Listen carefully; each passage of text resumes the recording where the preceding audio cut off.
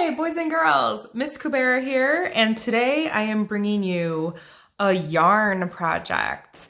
And this can be done with just a couple materials, and the really fun thing about this is you could really turn it into anything. So I'm going to show you how to make a snake, but you can make any shape you want, and I'll talk about that in just a second. But the materials you need, just a couple. You need some type of cardboard. I'm using an old Cheez-Its box. You need a little bit of tape, a pair of scissors, something to draw with. I'm going to use Sharpie, but you can absolutely use a pencil. And then you need some yarn in any colors you want, whatever colors you have. Or you could use ribbon for this. Anything that's, twine, anything you have that you can wrap with. But yarn is what I have on hand, so that's what I'm going to use. So the first thing we're going to do, so take a look at the shape of my snake.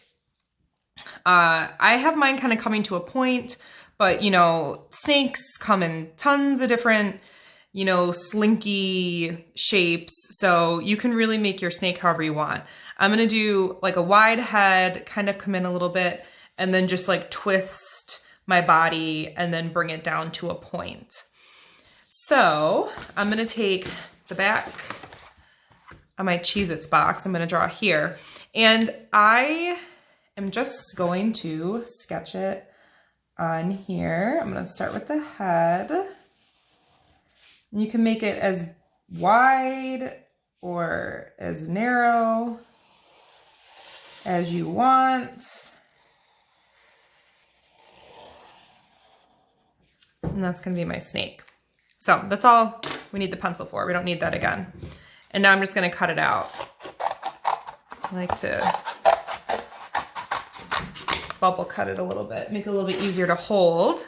So the reason I like using a Cheez-It box for this, or cereal, any like box you have in your cupboard is really nice because the cardboard is a little bit easier to cut.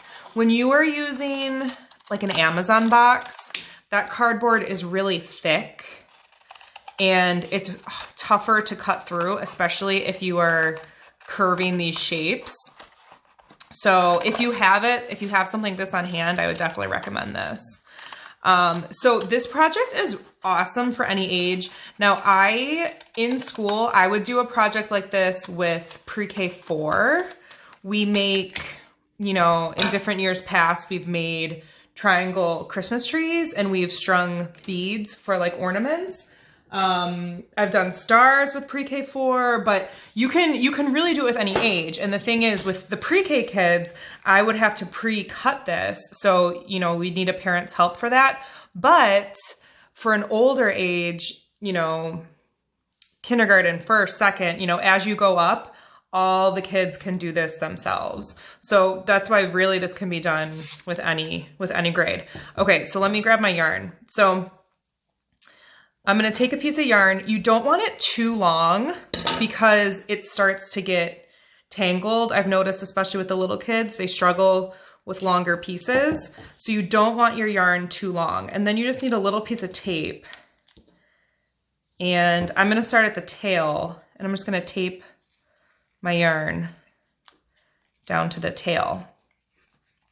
And this is great for little hands because what it does is they have to practice holding something tightly with one hand and then using pinchers to wrap tightly with the other hand. Now you have to kind of be careful around the tail because sometimes it tends to slide off a little bit. And you're just gonna wrap and wrap and wrap and wrap. And now I'm gonna stop here because now I have to knot on my next color. So you can keep going with this color or you can change it up. I'm going to show you another color just so I can show you how to tie it off then and change colors. Now my 4th and 5th graders are expert yarn knot tiers because we do this with our weaving, and I really encourage them to tie by themselves. So don't let them fool you. 4th and 5th graders and up, because we've done that in 4th and 5th grade, should be able to tie their knots. So you want to have at least a finger's length, if not more, of yarn. And you take your 2 pieces of yarn, put them next to each other, just like this. And you wrap and make a loop. And now I'm holding it with my thumb and my finger, and it looks like this. I'm gonna take the yarn from the back and just push it through the front. And that is how I get a nice knot, and then I'm gonna pull. Now, if you have all these little extra tails, you can trim them, that's no big deal. And then you just keep wrapping.